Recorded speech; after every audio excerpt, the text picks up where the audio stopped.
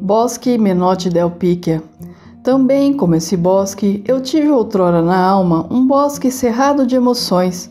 As palmeiras das minhas ilusões iam levando fuste, espaço afora. Floriam sonhos, era uma pletora de crenças, de desejos, de ambições. Não havia, por todos os sertões, mais luxuriante e mais violenta flora. Ai, bosque real, é o tempo das queimadas. É agosto, o fogo arde o que existe em turbilhões sinistros e medonhos. Ai de nós, somos almas desgraçadas, pois na luz de um olhar lânguido e triste também ardeu o bosque dos meus sonhos.